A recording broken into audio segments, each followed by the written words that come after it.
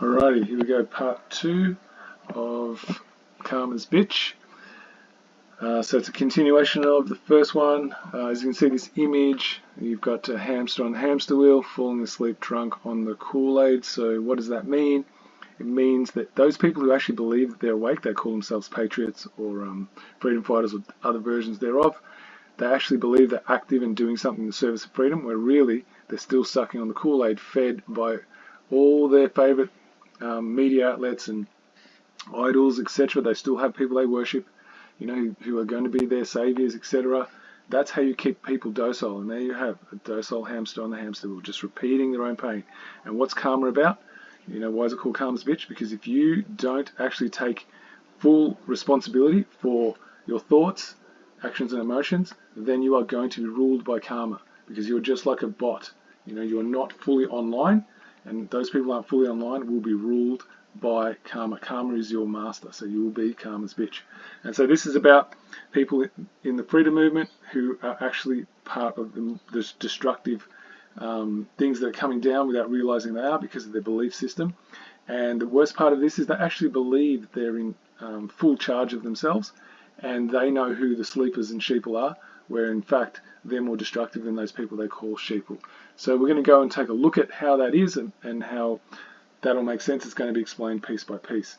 So here we go into the first step of some of the fan mail that I get, a continuation of that. Okay, we're going to move on to some of the other most comments, like common comments, the tropes that I see that kept getting repeated. I just couldn't find them when I was looking for them in the comments. So here we go. Okay, tropes and talking points of the cult followers. So what have you done? That one's really big. I get that heaps. It's so obvious that you're speaking from a programmed position. Oh, so what have you done? That's the classic one. I'm going to address that one soon. He's the only one. He's the only that by he they mean Bosi, the only one exposing the pedos in power. That's a really important one, guys, because that's what most people attach to.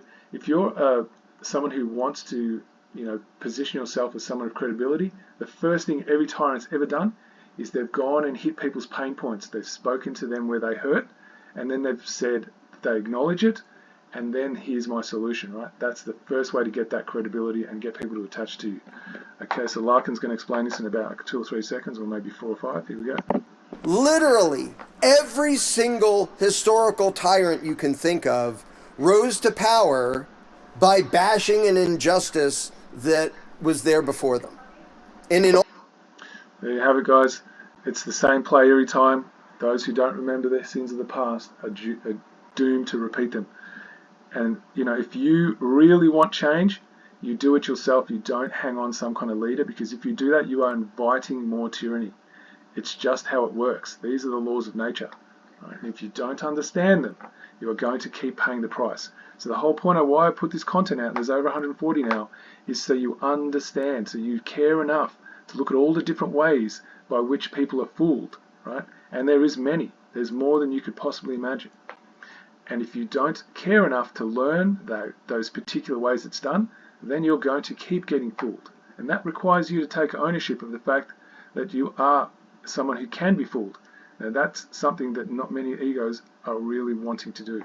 And so here we are. That's why I get a lot of these kind of comments. So back to the tropes. Instead of criticizing, why don't you debate him one-on-one? This one is one of my personal favorites, right? So most people still attach to the old way of doing things, and that is that you need to have your champion come up, people who you elect as your champion, and fight against the opposition's champion, and they duke it out in the arena, and whoever wins, right, they're the one who's telling the truth. They're the best, the best will win. That's that old mentality. Instead of being self-reliant and learning for yourself, you invest all your energies into someone else, knocking someone else down, right?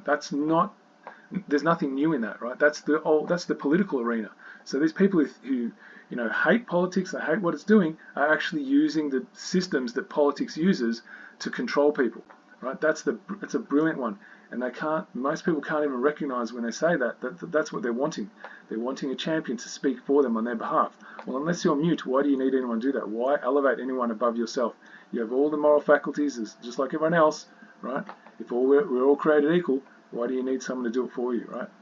That's the question that needs to be asked for a lot of these people who keep coming out and attacking others who actually draw that to their attention. So that's one of the reasons, another reason why I get a lot of vitriol and venom spat at me when I start pointing this out. The other one is, why aren't you exposing the pedos and the criminals in government instead of criticizing this true patriot? There's that word patriot again, right? There's a brilliant word because it sort of insinuates or implies there's something wholesome about this individual, that they care about everyone equally. It sort of implies that. But if you understand what a patriot is, it's someone who advocates for like a country. And what's a country? A country is a mental construct. It doesn't exist in reality because everything exists on the individual basis. Without the individual, there is no collective. So a country is an idea of a collective that is greater than the individual. Now that's the idea of collectivism, right? So patriots, what they're really, without knowing it, they're saying that they're in it for a cause bigger than themselves, and they're willing to override their actual individual rights for this cause. Well, that's how every tyranny has ever existed in history. And it's one of the ones that most people fall for, right? And so that's these tyrants, and the pretty-faced ones, the ones you think are working for you, they know that back to front. That's why they're milking you like a dairy cow, right? And you guys are just falling for it. So we're going to move on now. Again, it's not a freedom movement. It's a tyranny awareness movement. So this goes back to the first slide that I put up as to why it's not a freedom movement. It's a tyranny movement. So this is Mark Passio. Used to be a dark occultist. He was a member of the Church of Satan. He was made to be a priest, and then he got to the point where he was like, this ain't working for me. This isn't who I am. And then he spent the rest of his time actually investigating and understanding what the occult is and the knowledge they have, and then bringing that to the light so we the people can make use of that knowledge, and then we can remove that differential advantage that the dark occult has over us. Unfortunately, that's not really been biting, and sadly he's been doing this for 16 years with very little traction. So it just requires more people to do the same, but you need to care. And the other thing I want to say is, these people who still believe that you can get a political solution fooling themselves, because that's been going on for centuries, and this is why we are where we are. There's no such thing as a political solution, because politics is a euphemism for domination and control, which is slavery. The only solution is you caring enough to educate yourself on the true moral principles that exist embedded in nature, and then defending them. There's no other solution, right? And we're going to get into that here. Yeah, we have tyranny awareness now, okay? Most people don't doubt that we're in a state of tyranny. Not most people, but at least people in the freedom movement. You say, raise your hand if you think we're in tyranny. Every hand goes up. Raise your hand if you think we're essentially enslaved, even if it's a covert form of enslavement. Every hand goes up. Do you really know how to get out of this? Not many hands go up. You know, people think they have the answer. So, just want to stop it there. Another one that I commonly get, which I forgot to put up, and I wish I did, is, so what's your solution then, right? There, if you have someone asking you what is your solution, you have someone who's capitulated and abdicated their responsibility to use their own moral faculties to discern, and their creative capacity to discern a solution, right? Because that's how volunteer interaction works, is we start all putting what we believe would work out, and then we come together and see what makes sense based on principle. But if you don't have principle, you'll come up with something that's harmful. But if you understand principle, it will never ever violate anyone, because principle is equal to all. It doesn't discriminate, nor does it favor, right? That's the neutral ground. And this is why I do what I do. There's over 140 videos, and they're all based on this. It's understanding moral principle, understanding where objective truth lies. And without that, you're just going to have more slavery, because the opposite to objective truth is chaos, which makes slavery, which is what's the word that I'm thinking of now? Entropy. You've got order, which is natural order, or you've got chaos and entropy, which is the inversion of someone who does not take responsibility for their own knowledge. And the knowledge is there for you to discover, right? It's not there to be bought. Truth is free for all of us. We just need to care enough to find it. And that means you need to be dispassionate about it. And that's another thing. I don't often see people who are dispassionate about truth, especially when it blows and tears down their illusions. I'm going to invent this new system. I'm going to invent this new currency. Here's a new technology that's going to get us out of this. So this, anyone who's into this whole QFS idea, or the Nasara Jasara, That's just your kinder masters coming up with another way to control you. You know, they're just going to sell it to you, so it sounds pretty, and you go, ooh, that's better than what we have now, and I'm going to be free, because they're defining what freedom means. Well, I haven't actually made any decisions about, well, actually, do I want to have this thing where everything's tracked, you know, and it's done in this way where every transaction, they'll know exactly what I do, where I spend it. How is that better, right? And how is it sold to you? Because there will be able to be no criminal activity. It'll all be tracked. Everything's traceable. Hello. The criminals are the ones creating it, because they're the ones who seek to control you through a prettier control mechanism.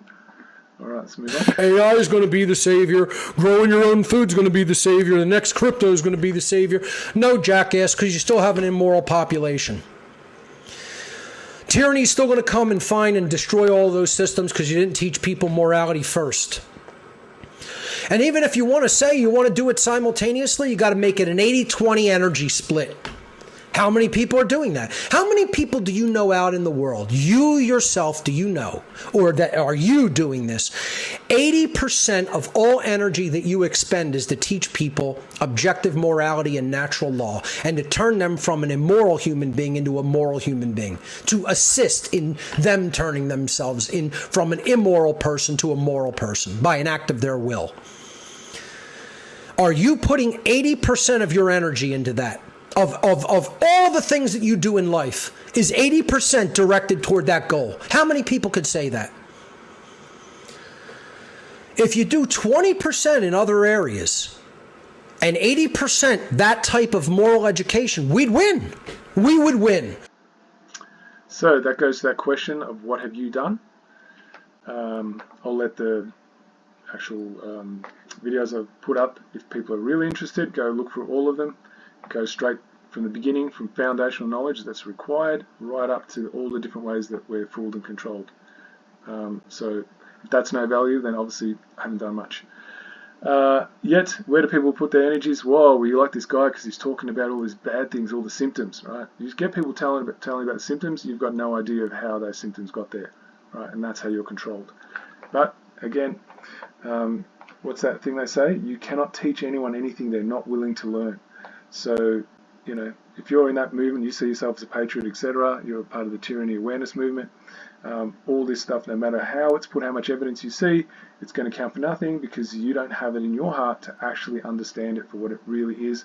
You're going to see it as something that's humiliating you, or trying to put you down, or belittling you, or showing you how inadequate you are. That's what most people I've noticed who are not in this space, where they're willing to learn, grow, and get past and own up to themselves and get past their limitations as they are right now.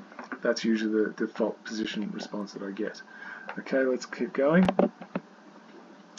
This one's really important.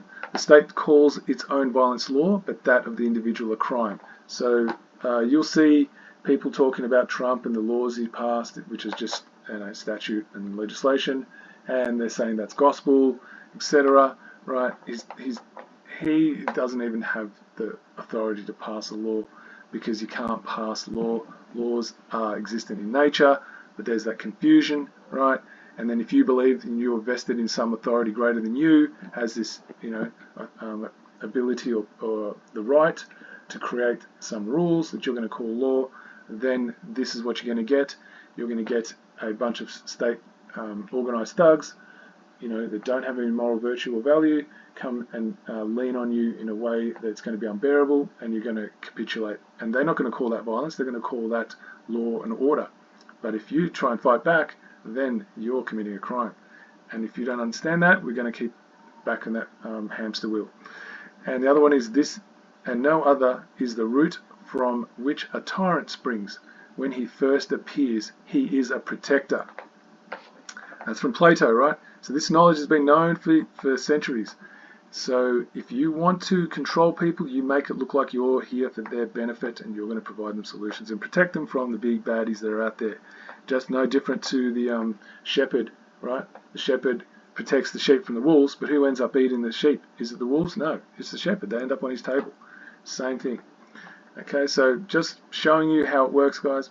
Don't have to believe it. Like I said, it's only those who are here to take another perspective, something they probably didn't come to of their own, and they get value from seeing other perspectives that they can see could have some benefit for their own internal growth and development. This is the nature of the problem.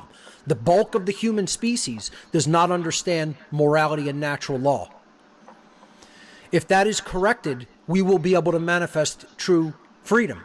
If that continues to remain the case, that humanity remains, the overwhelming bulk of human beings remain ignorant of objective morality and natural law, true freedom cannot ever manifest. Cannot. Not only will it not, it is not possible to manifest that condition by cosmic law. So the ignorance of objective morality and natural law leads human beings to erroneously believe that human behaviors that are based in the concept of authority are morally legitimate and acceptable. Listen to what I said again. Ignorance of objective morality makes people believe in their own mind that behaviors that are based in authority are perfectly morally acceptable. Is that not the case? Is this not the very simple logical fact of the matter? People worldwide, in the bulk of human civilization, still today in 2023, don't know what the simple difference between right behavior and wrong behavior is, folks. That's the fundamental nature of the problem. So when he says right behavior and wrong behavior, that actually means that you own yourself. No one has the right to dictate terms of how to live your life over you. Doesn't matter what kind of uniform they put on, whether it's military, police, some kind of title that they have like judge, those things, that doesn't change. It's always the same. And if you believe in a system that you need to have someone with greater authority than you in order to be safe, then you're going to keep having slavery. And now, before anyone loses their mind who's here to just pick this apart, anarchy, if you think that means chaos, that just shows you how you've been sucked in. Anarchy means absence, archy means ruler, so absence of a ruler. So it actually means voluntary interaction with one another. So if you actually are against that, then you lose your mind.